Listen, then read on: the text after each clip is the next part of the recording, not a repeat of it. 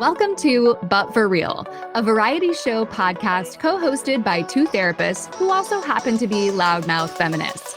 I'm Valerie, your resident elder millennial child-free cat lady. And I'm Emerson, your resident chronically online Gen Z brat. And on the show, we'll serve up a new episode every other week that will take you on a wild ride through the cultural zeitgeist, mental health, and beyond.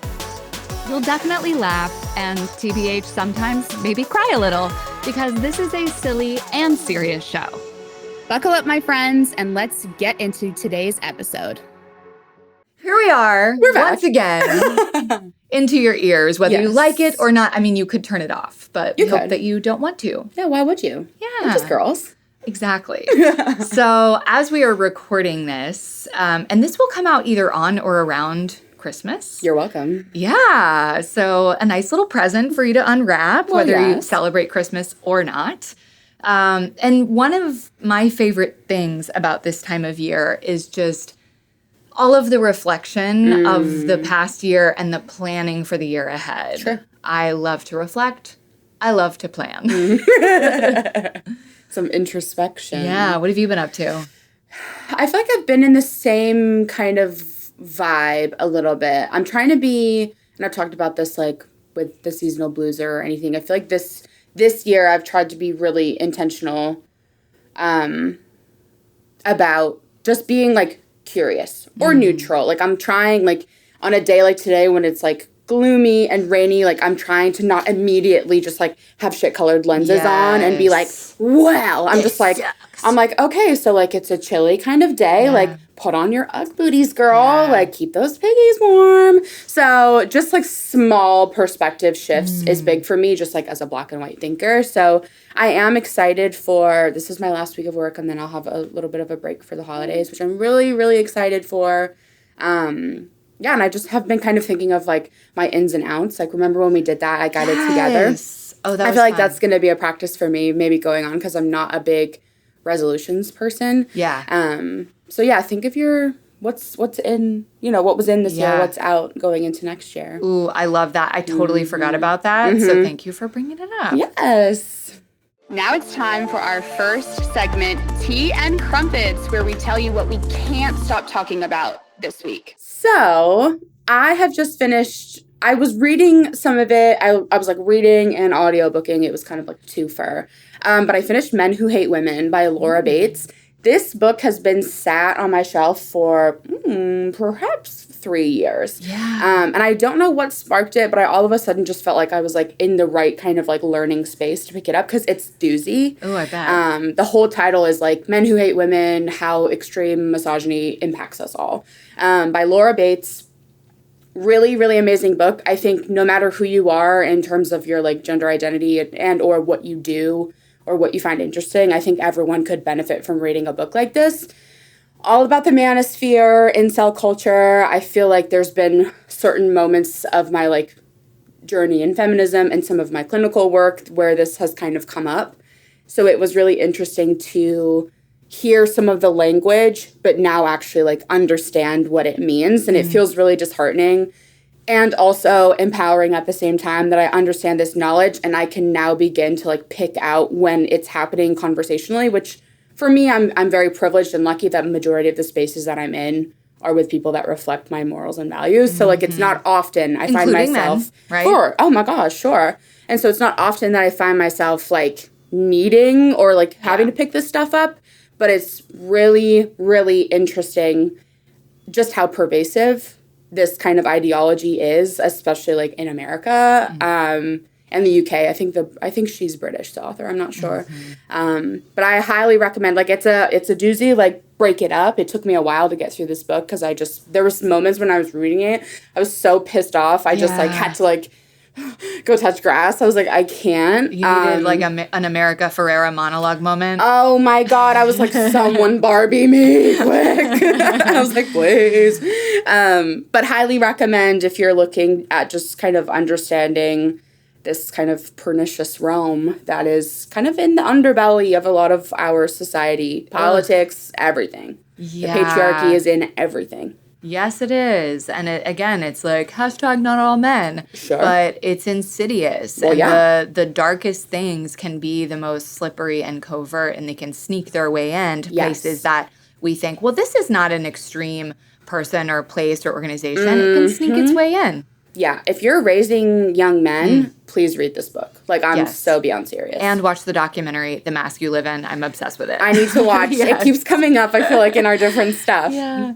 Okay, so speaking of documentaries, my thing I can't shut up about is a Netflix documentary. I sent this to you because if anyone listened to our previous episode where we talked about hyper-consumerism and influencer culture, I just went on a tear. I was on the video essays on YouTube, and then one of them mentioned this recent documentary, and it blew my mind. Like, I watched it by myself while Chris was out of town, and then when he came back, I was like, we have to watch this together. Sure. And I feel like it was the push that I finally needed to, like, actually divest from Amazon, which, like, sounds so, like, oh, you know, tiniest violin. But, like, really, we all know, like, I look around my house and I'm like, I'm going to have to find a new place to buy that and that and that. Sure. And, you know, just, like, random stuff. And so what I've realized already in my little experimentation, I already got a used book somewhere else. I already got some of my, like, you know, the supplements that I usually get there from another, like, locally owned in Madison, Wisconsin little business that sells online. Same price. Okay. You know, like, it's I just say that to, like, encourage people that even if it feels like, oh, it would just be so hard. Like, there's just so many things that I get. Yes, I get that because trust me, I'm in that boat. But it takes a little willingness for a little extra friction. Sure. Right? And I get that sometimes we don't always have that bandwidth. Yeah. But if you do, it's worth a little bit of extra work and time. Sure. And I am trying to watch my tendency to make grandiose, like, sort of promises. But I truly think, like, I don't need to buy another new item of clothing unless it's, like, socks, bra, underwear. I'm like, Sure, I think I can get it all secondhand. Yeah. I used to be like, ew, I hate thrifting because I don't have the patience to, like, sift through all the racks at Goodwill and stuff, or even, like, vintage stores. Vintage has not really felt like my style. Yeah, sure. But we live in a world of, like, Poshmark and all these things where you can get something that somebody wore for one season and they're getting rid of it, you know? So I feel really, really excited and inspired, and I hope everyone watches this documentary. That's really cool. You keep bringing it up, and I'm like, I need to understand, because I think right after our last episode when we were talking about that, it's just kind of been like the popcorn kernel in the back of my brain, like, well, what can I switch out and what's feasible? And I feel like, you know, in your like self-awareness of like, okay, I don't want to make like a grand promise that I can keep, or like maybe feel like I'm like not keeping my own expectations. Starting with, like, I don't know, something small, right? Like, you know, maybe it's like body care or your stuff, or, you know, just where we get our stuff from, the supplements you already found, and not that crazy ulterior, you know what I mean? Exactly. It's like if there's one thing that you normally buy on like Amazon or Shein or whatever, can you look at other options, whether it's in your local community or even other online retailers that are locally based businesses, whatever. So, exciting. Thank you. Welcome to The Lore, where we share anonymous listener-submitted stories about literally anything. The more cringe or jaw-dropping, the better. To submit your story for a future episode, find deets on the gram at ButForRealPod or at GaiaCenter.co/podcast. Now, in this episode of The Lore, I'm going to share a couple of little stories because they're related and pretty quick from my old workplace. And just remember, guys, that we would love to hear your stories. So you can send them in. You can go to GaiaCenter.co/podcast and you will see all the instructions and the forms to submit your bit of lore for us. So I used to work at a treatment center that shared property with like a working cattle ranch. And so it was out in the boonies. And one of my first office there was a converted garage. And it was, let's just say, not so well converted. That was where we had group room, our group room as well. And So there would just frequently bugs would be visiting and all of that. Not very well, what's it called where you're sealed and insulated? Insulated. And what's it called where you're sealed and trapped? So we would usually have like 8 to 12 women in a group at any time. There was a gender separated program. And there was one time where we had a woman come in with like a beautiful Sinead O'Connor shaved head. And this is like 2012. So, I mean, I don't know that that's ever been more or less trendy at any particular time, but like it wasn't like the trend. No. But it looked great on her. Sure. And she'd been there, she was there for like a couple of weeks. Mind you, this is residential treatment. So like people have to, like if she wanted to freshen up her shave, she had to check out her razor and check it back in with the staff. And she was safe to do that. So she was allowed to do that. And she just kept it looking beautiful. She's there for a couple weeks. Then group one day, like 2 other women come with shaved heads. Which, like, first of all, I'm like, what? How long did it take y'all to do that with like a little razor? I know. I'm assuming they had an electric, whatever. Sure. But so, and then the next day, like 4 more. So by the end of the week, we had like 8 out of 10 women in the room had a shaved head. Nope. This little bald McGee. Right? And we're like one treatment house out of like 7 or 8 on campus. So we roll in for like other, all campus events and people are like, what is going on with Lake House? Is there a cult at Lake House? And I was like, I don't know, bitch. I might just roll in with a shaved head tomorrow too. What in the Britney is going on? Yes, I know. So it was hilarious. Oh and like, my God. I loved it because these women were just liberating themselves. Yeah, they were like, fuck this. Yes. I'm bald. Letting go of the past, creating room for the new. Yes. So the other thing that happened in that room that was terrifying, spider phobia, cover your ears. Okay, so we're in group one day and someone is like in the middle of sharing like a deep story. And like it's a tender moment. Sure. And this is, by the way, in my pre-vegan era. So I try to trap and release all insects. And so there was this quite large spider that started to crawl toward the center of the group room. And I clocked it. You were like, I think before anyone else started to freak out. So I was like, I'm just going to take care of this real quick because I don't want this to ruin the moment. So I'm so sorry, spider. I don't do this anymore. But I just went for it with the shoe. Sure. To try to save the moment. And you know what happened? Mama was carrying so many babies that then went skitter, skitter, skitter all over the room. Everyone jumped up onto their chairs, was screaming. So it definitely ruined the moment, and that was my karma.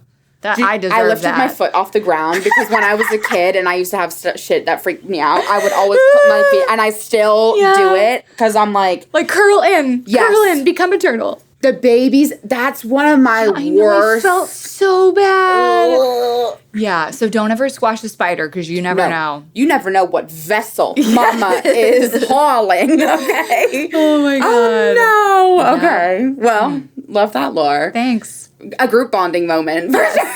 They'll always remember that. Yes, they will. Oh, okay.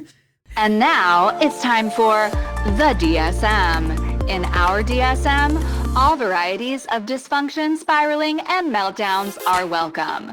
In this segment, we break down complicated concepts and common misconceptions about mental health, well-being, and tell you what we really think. Today, we're talking about anxiety and stress. Yeah. Wowzer. I'm like, me and me. I'm like, oh, yes. I know. I just figured like this is one of those topics that is always applicable. Oh my God, sure. And I try not to fall into the sort of catastrophizing that is modern life, but whether we actually are more anxious and stressed now or we're just talking about it more, it remains a large and looming force in all of our lives. I think so. At one point or another, and to varying degrees all of the time. Yes, and just even what this looks like across the lifespan and generationally. Yeah. Generationally. Which we'll get into. Yeah. So go ahead and kick us off. How are we defining anxiety versus stress. And I think this is an important part because I think we conflate the two together a lot. Absolutely.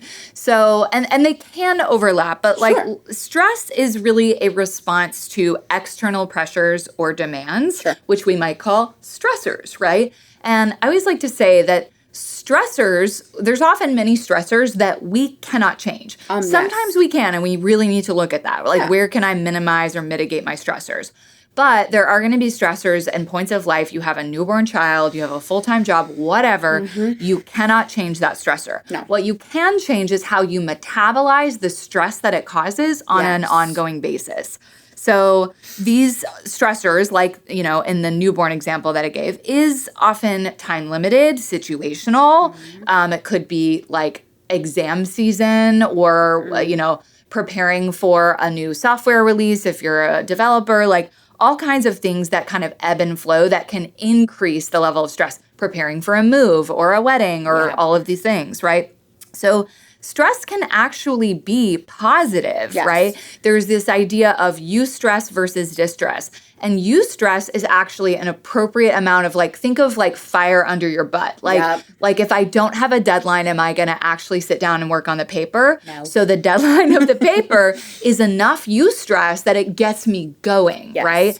Whereas it's sort of like a bell curve. And once you pass that point where it becomes too much, it becomes overwhelming, it becomes distress. So I think that's important just to know that not all stress is bad, but when it crosses that threshold, we need to do what we can to sort of like see how we can metabolize that. Yeah. Yeah. I always love that. I love that kind of take, this eustress. I also need to look up, like, because that fire under the butt, like, I thrive off of, like, that short container of time. That's how I got through grad school. That's how I did my best work. And, like, it wasn't the most, like, preferred method for most people, right? And oftentimes I was finding myself in distress because I was like, fuck. I gave myself, like, too little of a container to get all this done. And yet I got everything done and graduated with honor, honey. Yeah, she did. So, you know, it's always interesting to see, understanding, like, the, like, baseline, like the physiological baseline of that. And then also, like, your personal baseline for how you impact and metabolize your anxiety and stress. Exactly. And I think with anxiety especially, we really vary. Like, we're all going to have some level of stress when there's stressors that are present. Anxiety just really varies per person. Some people have subclinical levels of anxiety, which is very normal, that like, oh, there's a thing coming up and maybe I feel some level of stress, but I also feel anxious. I'm ruminating. I feel a feeling in my body right now, right? I feel an active presence of an uncomfortable feeling of anxiety. And this could be tied to fear of something, right? Anxiety and fear are cousins. Could be worry. Worry is often our brain's attempt to eliminate anxiety, right? Doesn't work so great. No. I mean, if it helps to like think a little and problem solve and troubleshoot on the thing, like we do need to spend some time sometimes thinking about whatever the issue is to be able to solve it. But if you're looping, ruminating, that thinking is no longer serving you. It is simply your brain chewing the bone of worry to try to eliminate the anxiety and ain't going to help, right? So anxiety is often more persistent and pervasive than stress. And it can even exist without an external stressor. Don't you love that? So whether that's like true generalized anxiety disorder or what we think of as sort of free-floating anxiety, I feel the feeling and I am trying to figure out why and I really don't know. It can also be a feature of other disorders like OCD, which is an anxiety disorder, PTSD, or a lot of other things. There can also be depression that really is caused by persistent anxiety. So anxiety's a bitch, basically. Bitchy. And then, of course, the overlap that stress can lead to more sort of chronic pervasive anxiety if it is unresolved, if it is not, and I keep using this word, metabolized. Because think about, like, you're getting these pile-on of, like, stressors throughout the day. And so the stress is sort of building up, right? So it's like we've got to let it go somewhere. And we'll talk about some of the ways that can look later. Sure. Yeah.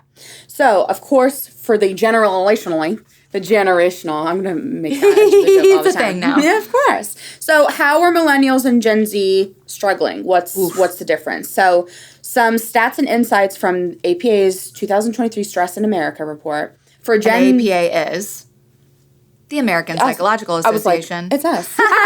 We are them. They are us. Yes, the APA. For Gen Zers, what's going on? So 91% report experiencing at least one physical or emotional symptom due to stress, such as feeling depressed or sad, that's 58%, or lacking interest, motivation, or energy, which is 55%. That's a lot. It's a lot. 91% having a 91. stress-related significant symptom. Yeah. So then for the millennials, 86% report similar stress-related symptoms, but with significant concerns about finances and work-related pressures. So 81% of Gen Z and 77% of millennials highlight climate change. And that was really interesting to me. Climate change as a major source of stress. We were all sitting around like, so should we have kids? Yeah. So what are we going to do about this? So are we going to, like, live? Should I pay those student loans off, or are we all just, like, going to die? You know, I feel like a lot of that's percolating the zeitgeist. Yep. And, of course, both of our generations are reporting higher rates of stress compared to older generations, which I feel like we are all notoriously understanding intergenerationally about, the boomer kind of ideology of, like, well, I had a house and I just went and did stuff. Well, hey, Mima, also, like, you could go buy a fucking house. Like, I don't know in my lifetime if I'll be able to, like, be a homeowner. And it just, fluctuates and depends. So some unique generational pressures I'm sure we can throw in our own from experience. Millennials, a lot of it is balancing career, relationships, and caregiving roles. So we're looking at that. It's very, like, psychosocial stages of development where the millennials are kind of falling. Your parents are aging or aging family members, things like that.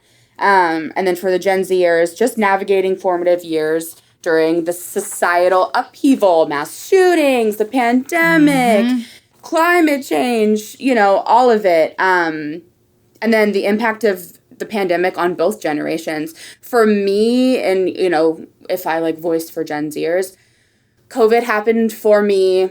I was in college. I was getting my bachelor's degree. And so I went from, like, having this, like, very extroverted, out of my house lifestyle, out sun up, sundown. A lot of it was masking, and I didn't realize during that time how I was able to just keep going.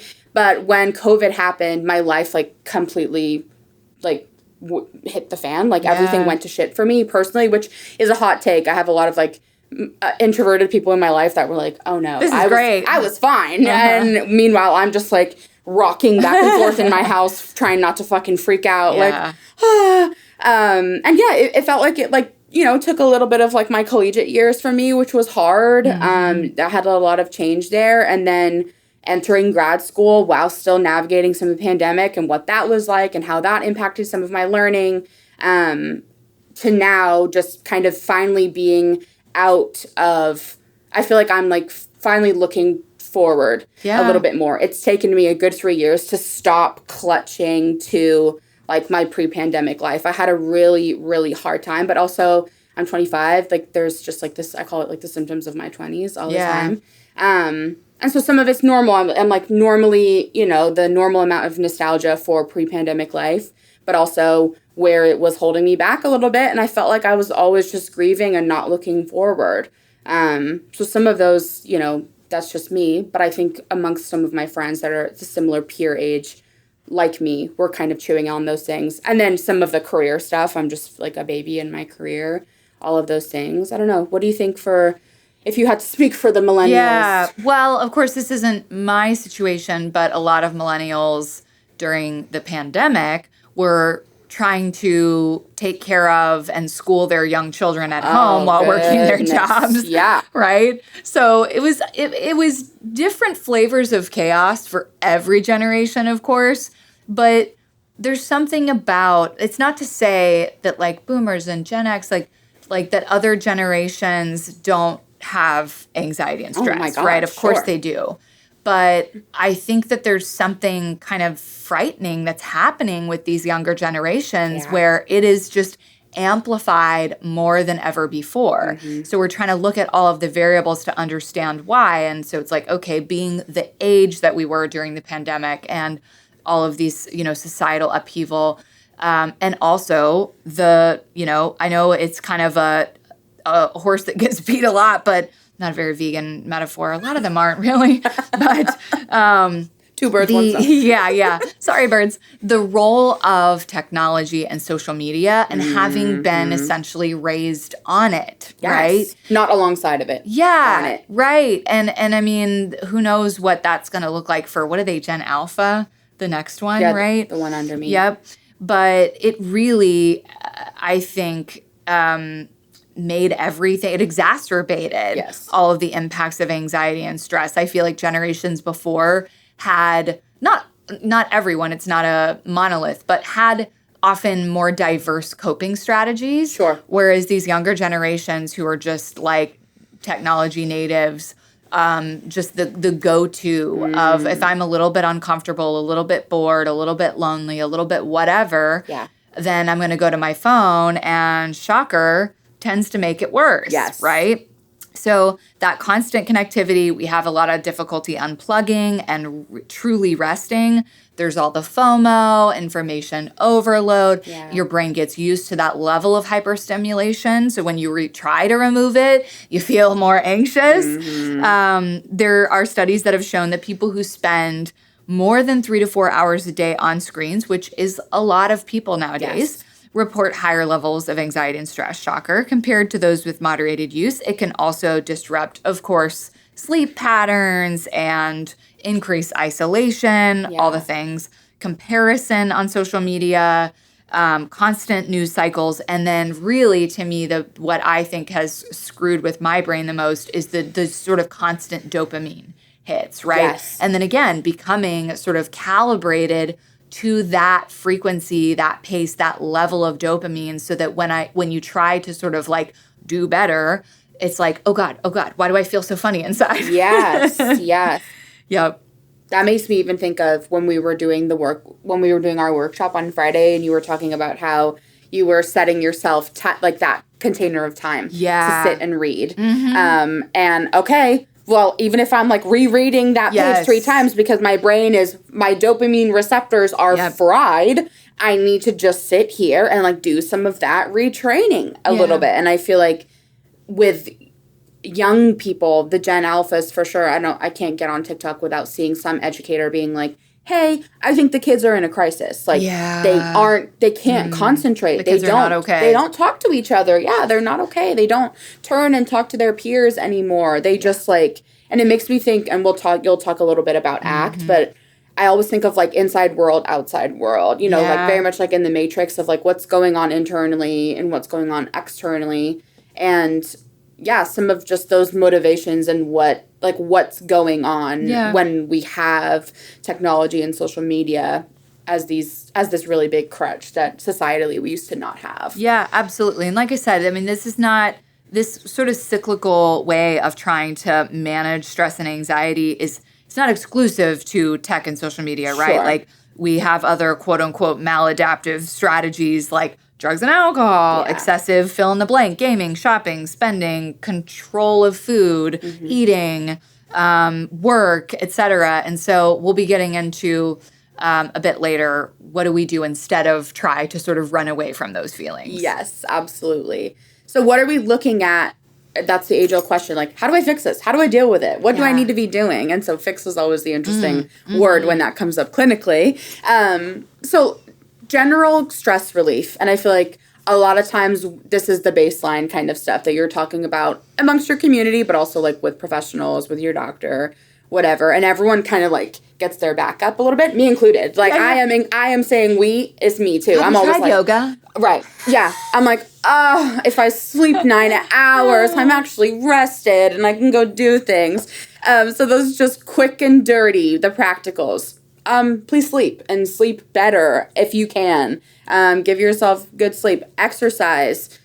It's like, oh my God, I went for a walk and like now my brain is a little bit more clear. Dang it. Right? Damn, it actually works. And like a daily implementation of like a mindful moment or a mindful practice. It is the yoga. There's so much mindfulness to be found in each of those activities. Things, I mean, maybe sleep, you're just like, whatever. But having having a moment across my day where I stop and I'm like, I don't think I've actually like taken an intentional deep breath yet. And it's like 5 o'clock and I feel like I've been running on fumes all day. And I'm like, okay, I don't have to like go do anything crazy. Yeah. I just need to like orient myself to where I am really quick. So some quick and easy like that is makes such a difference. Setting boundaries with technology and said social media. I am a scroller.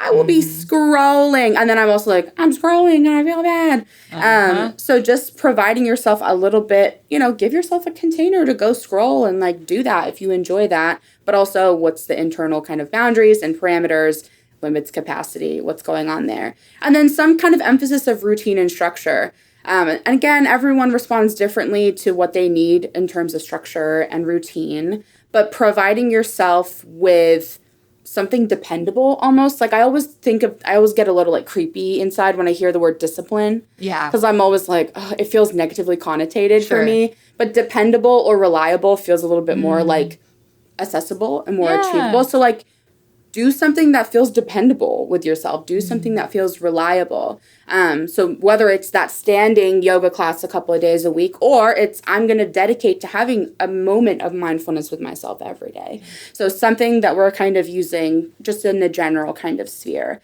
Now, in the social media, mental health range, I think we're constantly talking, because it's important, about the lack of community, the need for third spaces, being online, and how that really opens up such opportunity for connection, and also the prioritization of being in quote unquote real life, present-minded, you know, moments with people that you love, enjoy, respect, admire, want to get to know, people that are strangers.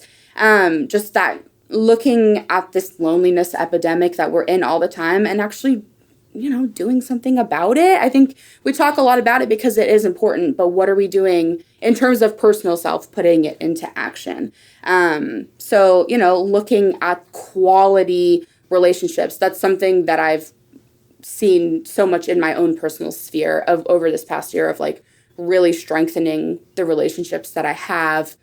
And that has felt so fulfilling to me instead of being, you know, historically in large groups and kind of not really knowing what I'm doing. So really harnessing community. And then the shared kind of experiences and mutual support of reducing stress and anxiety. So like, I don't know, joining a therapy group. And, you know, for a very specific thing, if you're grieving, if you're going through something, if something is spiking your stressors or you have similar stressors, or just leading is kind of in the Brene Brown of it all in my mind of just like kind of leading with some vulnerability, leaning into your community and your family and your friends and your partners and like being honest. If you're like a people pleaser, or if you're not super forthcoming, or if you feel like you don't have spaces where you can have mutual support, or, you know, that you can say to people in your life, like, I'm kind of struggling, or I'm just having a rough time.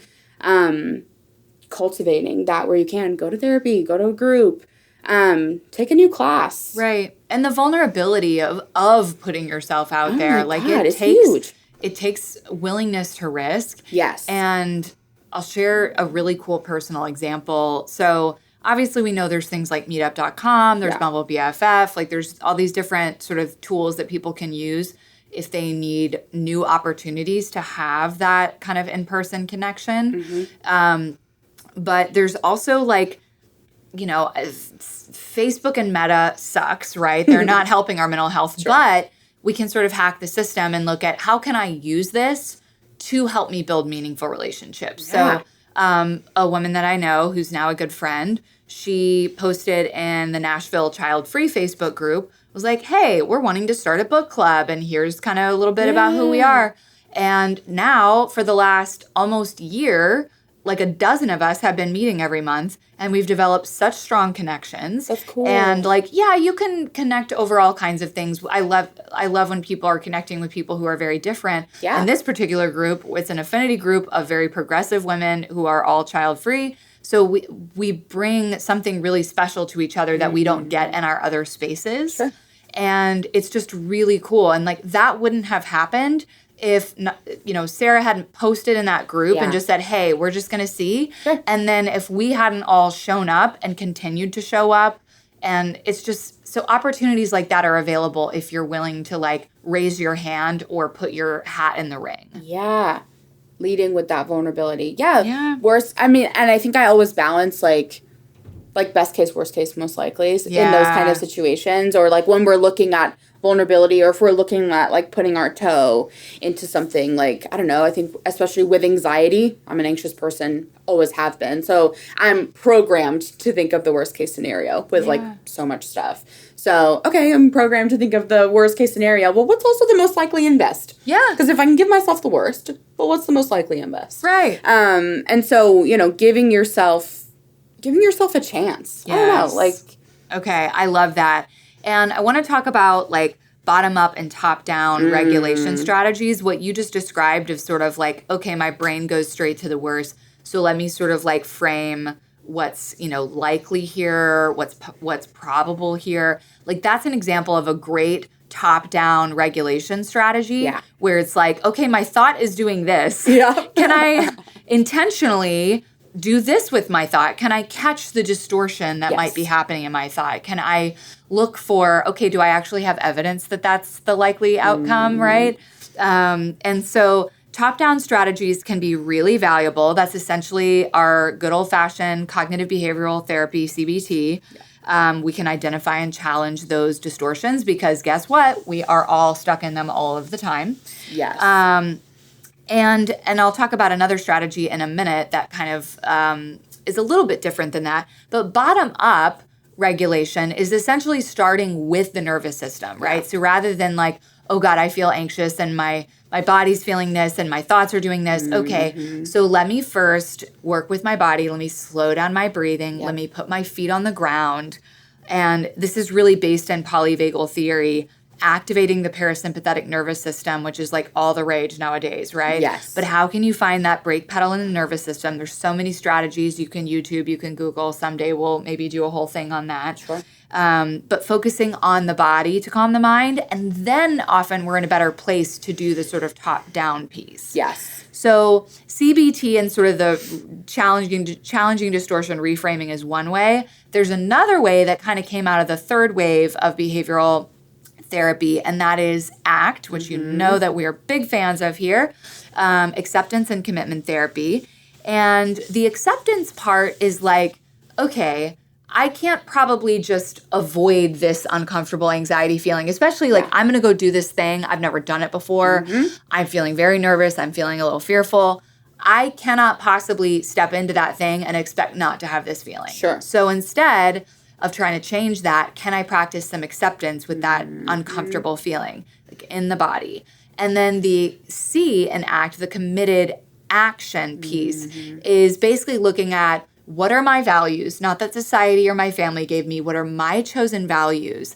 And then how can I identify day-to-day actions, committed actions that align with those values? And how can I let that be my steer, my compass, rather than letting my thoughts and feelings boss me around? So it's really powerful, and it's really an approach of not trying to manage and control our anxiety. Anxiety is often like the Chinese finger trap. The harder you fight it, the more stuck you get. So this is like, okay, well, I can notice that my brain is telling me that I'm going to suck at this. Thanks, brain, right? So unhooking from that thought, making room for the uncomfortable feeling in my body. And those thoughts that create those feelings are often driven by our survival strategies, our cognitive biases, our what they call an ACT experiential avoidance, which basically means, of course, we're wired to try to avoid the painful feeling, right? Yeah, who likes being discomforted? Exactly. But if we let that steer us, we're never going to do the thing that we're afraid of. We're never going to step into that action that actually might connect us even more with our values and then build up more of a sense of like self-efficacy and feeling aligned with our values and proud of ourselves. So I'm just really a huge fan of this way of not managing and controlling our stress and anxiety, but coping more skillfully with it. Yeah. ACT is cool. It is cool. I think it's so important. I think of ACT kind of like how I think of like some principles of like Buddhist psychology, right? Like, or if we're talking about like unattachment, like I feel like ACT just does so well with that kind of concept, like accepting what is and is not within your like window of control, learning about your window of tolerance. Discomfort is such an agency of like personal growth and change. It really is. And is necessary. Yeah. So, but for real, I really believe that learning strategies to effectively cope with the inevitable stress and anxiety of life is one of the best possible things you can do to improve your life. Yes. And scale it and understand it for you. Yeah. Yeah. Amen. Yay! And now, our musical segment. Now that's what I call Okay, where Emerson and I each share a song with each other each week as representatives of our respective generations. We tell you a little bit about the song or artist, and then we press pause, we share the song with each other, and then we come back for our live reactions. And we're capturing it all on a Spotify playlist linked in the show notes for you. So, kicking off this week, I picked American Teenager by Ethel Cain. Have you heard of Ethel Cain? I have not. Is she young? Like, I think so. I've never heard of a young Ethel. So, like, bring it Totally back. true. So, like, Ethel Cain, I literally just put the queen of Christian deconstruction. I feel like most of her stuff. So, American Teenager is from her album Preacher's Daughter, and it's this like entire it's very much like a listening experience. It's very like art forward. Nice. And I was raised pretty atheist, so like I don't understand the like deconstruction and like a lot of the religious themes, but a really popular, I think, amongst people that are like doing deconstruction work. Her lyricism and her artistry is just very interesting. Mm-hmm. This song is one of her shorter ones. That's why I picked it for today, because most of her stuff's pretty long. But this song in particular is just kind of positing like anti-war sentiment. We're looking a little bit about like gun violence and like gun culture. And this song was included in President Obama's favorite song list of 2022. Oh my gosh. I just gagged when I saw that. Give me that over like some Lifetime Achievement Award. No, same. I'm like, if I was an artist and Barack Obama said he liked my shit, I'd never stop talking about it. Like, I would never shut up. Okay. Yeah, so she's an interesting one. Cool.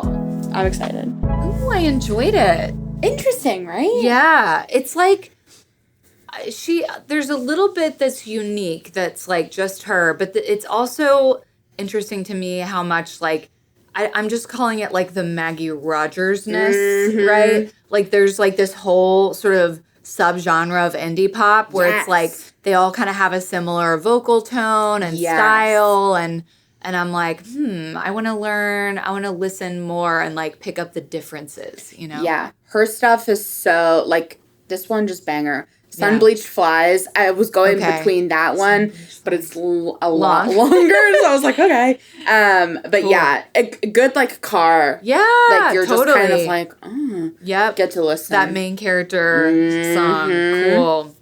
Love it. What have you got? Okay, so I am bringing a traditional Scottish folk song called The Parting Glass. Okay. Which I feel like almost everyone has heard, though. I was playing it I discovered this other version yesterday, and I went to play it for Chris, and I was like, surely you've heard this. And he's like, I don't think so. I'm like, rock have you been under? You were like, hello? Gen X. So, no, but it's like, I mean, from like 1700s, 1800s. Yes. And a lot of people have covered it. Sure. I like Lorena McKennett's version. The version that I wanted to play was the Wailin Jennies, and it's like 2 minutes long. So we'll listen to that. Sure. They are I think trio. I forgot to like look up all their stuff, but they are wonderful, and not all their stuff is a cappella, but this particular song they do a cappella. Okay. Ooh. Released on their 2004 album, and it's phenomenal. It's one of their biggest like Spotify hits, even though it's not their song. But it's really good. And then, as I was on the Wikipedia page for the song, I discovered Hozier covered it. I don't think on a studio recording, but he did this cover. Well, I'll tell you about that in a second once we listen to the Wailin Jennies. Wow. It's haunting. Haunting. Okay, so you think that's haunting. So I'm on the Wikipedia page and I'm like, Hosier's version. You're like... So I'm not like a big Hosier fan, though I might become one because... He's very good. He's an Irish guy, right? Yes. And this recording that I found is from the Late Late Show on Ireland's RTE network. Okay. And it was performed April 16th, 2020, right after an announcement of a stricter lockdown in Ireland. A lot of people were dying. That day, a healthcare worker in Ireland had passed. So he was doing this sort of in tribute to all those who had passed and that person. Of course, this song is sung at a lot of funerals, a lot of just goodbyes of any kind. Sure. But get ready. Get ready. I know that one about tore me up. I'm like, shit. We're both just like this. It's in stunned silence for listeners. Oh my God. Yeah. Andrew. I think that's his first name. I don't Andrew. know. But just wow. gut-wrenching, right? Well, and I always kind of feel that way when I hear him anyways, because he just has emotion. This, oh my God, and it just conveys in his work so beautifully, but like, just thinking, 2020, like, just dark, like, we were so, like, scared, we had no idea, like, people's lives changed, like, lost their family, loved ones, community members. I would have been crying, bitch, if I was watching that. I'm already like, yeah. Okay. Powerful. Wow. Yep. Welcome to the segment, Wait, What? Where I fill Val in on all of the internet vernacular and lore so that she doesn't end up being an irrelevant elder millennial. This is like a bit of a serious one, but it was a term that I didn't hear until recent years. Like, you can understand kind of what it means. So people will say, oh my God, that makes me want to unalive myself. Or I tried to unalive myself. Like, yes. Clearly we know what it means, but like, it's just interesting because I feel like any like Gen Z or maybe millennial listeners might not have heard that particular phrasing. Yeah. So I wonder if there's anything you want to enlighten the people about as far as like, why are we saying it this way? And like, I feel like how I first kind of stumbled across like, the usage of like unaliving, like definitely TikTok language, right? And so unaliving to die by suicide or for someone else, you often hear it like in that way, like this makes me want to unalive myself, or like somebody became unalived by someone else. And so I think how it really started is being for creators or content that was being created where some of that like where that was being brought up, like talking about suicide or talking about death or like murder or anything like that, to kind of like escape some of the censorship in the algorithms, so you'll often hear that, you'll hear that, or you'll hear like instead of people saying sexual assault, they'll say SA, or instead of sex. Yeah, they'll say segs, rape is grape, things like that. And so it's like, it's really interesting to like interact with this kind of like internet lexicon. Yeah. And I wonder on the outskirts if people think that Gen Zers or the people primarily using this language, like the alphas as well, if it's to kind of like, like make fun or make light. Right. And I think it can definitely be interpreted in that way, just like so much of our like linguistics is, like it's multi, meaning. But I think that's really mostly how and why it started. And now it's interesting to see these words being taken outside of the context of the internet and just put in conversationally, right? So I think it's interesting how it's kind of left some of the, internet and how we talk about it in that way. Even suicidal, you'll hear like sewer-slidal. Like what? There's, for sure. Like sewer-slidal, and so it kind of takes some of the like stigma almost, or like heat off of the word intensity. Suicide. Intensity, that's the word I was looking for sure. Like that, where we have to think of like across culture, certain aspects of mental health or just mental health, honestly, in general, super stigmatized, especially suicide, like people dying by suicide, committing suicide, how we're working to switch how we talk about that. And I think the younger generation or how whoever is kind of coining this and how we're using it, I don't necessarily deem it as like we're saying it's like make joke or make light. I think it's actually made the topic of suicide or like death or murder or anything not easier to talk about. Yes. Yeah. Yes. Because we have a little bit of this, you know, like language that's not skirting around it, but it just makes it a little bit perhaps easier approachable for like younger people to talk about it when it was so highly and heavily stigmatized in the past. Does that make sense? That makes a lot of sense. And I didn't even think about the algorithm angle of it and the trying to skirt the censors. But I think also the intensity piece, because I think what's cool about a phrase like this is I've seen it used in like the like real context, right? Yes. People like writing in their intake assessment, like, oh, in 2014, I tried to unalive myself. But it's almost like when they say it that way, it almost has this sense of like they're not in that place anymore. Yes. And they can look at it with like a little bit of distance. Yeah. Right? So I think that's kind of interesting. And then the other piece is I feel like, you know how in like jokes in poor taste where people are like, oh my God, this show is so annoying. It makes me want to kill myself. Yes. Right? Like that started to be really like, don't fucking joke about that. Well, right. Like, you don't say that, right? Whereas like I feel like this version of it of like, oh my God, this play is so boring. I want to unalive myself right now. Like it gives again like a less intense, less maybe real sort of way of saying that it's just interesting. I really appreciate the evolution of language. I think it's so cool. I often giggle. I'm like, maybe I was a linguist. Why can't I fucking talk today? A linguist in my previous life. Because I love language and I think it's so cool, like how it permeates culture and how it changes. Yeah. But yes, definitely like if you are around teens or the young people and you're like catching that word, like don't necessarily be like, right, you know, and that there has to be this like grave intervention, like a lot of it in some of the ways of it's being used lightly. And also I think understanding, that's what I really love about like why we talk about this like part and like why we do wait what. Yeah. Because I think, you know, I'm not around like young people, like teenage. I'm like me being like, I'm not around young people. Am I a young person? I don't know. Yeah, I have a teenage sister, but so I learned stuff from her. But I think, you know, the kids kind of like cringe like when the like older people start to understand. But I think like, especially if you're like around kids or if you're raising kids, you know, it's really important to be like cued into some of the language so that you can like aid in conversation. I think especially when it's about mental health oriented things, and meeting it with like less of that stigma and just showing up in the way that they are to try to understand it. So I'm really glad that we like covered, you know, usually we like shoot the shit and kiki, but I think this was like a good one to throw in. Cool. And now for our last segment of the show, welcome to Fire Dumpster Phoenix.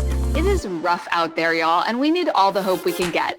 It's time to go dumpster diving for some positive news and rise from the leftover Happy Meal ashes together. The good news that I plucked this week, I just thought this was about the most darling little thing I ever heard.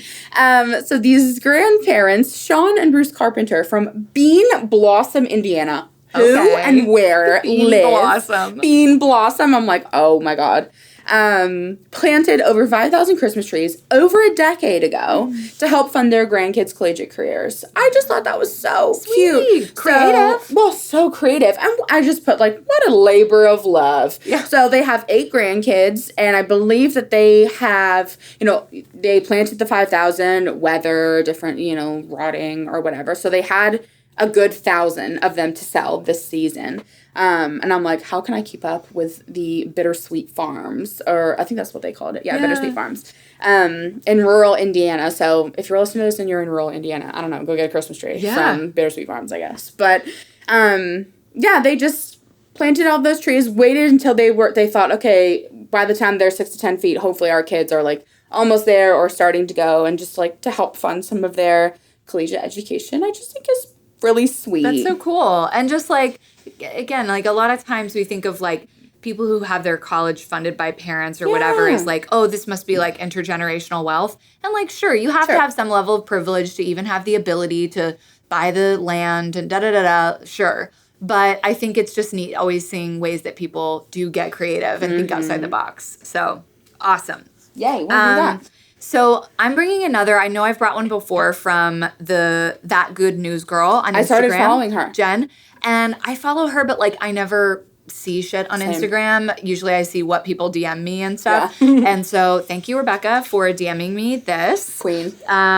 It was so good. So there is this neuroscientist at Richmond University, Dr. Kelly Lambert. And normally I am as a vegan, very adverse to animal experimentation, but I also recognize it is not all the same, right? There's a vast spectrum in terms of like how animals are treated. And I think that I'm not going to say that all animal experimentation is like cruel or whatever. Sure. But I do really appreciate that Dr. Lambert has worked to really advocate for laboratory animals to be treated like pets, to have more high enrichment environments. So I'm like, oh my God, I already love this woman. And then she did this experiment where she created these rat-operated vehicles. She wanted to see like what went on with them when they drove around. First of all, they learned to drive very quickly, like doing the steering, pushing the gas, and like how cute is that? So they took to it very quickly, and then the experiment was very non-invasive. It basically measured through their droppings, their hormone levels, to determine their emotional responses to the driving. And it learned that the driving made the rats more emotionally resilient, and it lowered their stress levels, like the confidence we feel when we master a new skill. So they even gave them the option between walk this more direct way to your treat, or you can take a more roundabout way in the car. And they were like, let me go the long way because I love a joyride. They were like, so funny. And they found that even just anticipating the next driving lesson made them happier. So they were eager to jump in their cars before the training was even starting. And as Jen pointed out in the video, she's like, let this be more evidence to go plan a thing for you to look forward to, because even just that anticipatory savoring, we can start to enjoy it now and enjoy it later, right? So I just loved this little study. Science is so crazy. I'm like these little rats. You're kidding. And they're just like, beep, beep, bitch. Yeah, watch the footage. It is so cute. I need to watch. That's so cute. All right, you guys. That's all we got for you. Have a wonderful end of your 2024, and we'll see you guys in 2025. Yeah, see you next year. Bye. Bye. This has been another episode of But For Real, produced by Valerie Martin and Emerson Ryder and edited by Sean Conklin. But For Real is a Gaia Center production. The Gaia Center offers individual, couples, and group therapy for clients across Tennessee and in person in our Nashville office, as well as coaching for clients worldwide. For show notes or to learn more about our work, visit GaiaCenter.co or find us on Instagram at the Gaia Center and at But For Real Pod. But For Real is intended for education and entertainment and is not a substitute for mental health treatment. Also, since we host this podcast primarily as humans rather than clinicians, we are not shy here about sharing our opinions on everything from snacks and movies to politicians and social issues. Thanks so much for listening to this episode. See you next time, bestie.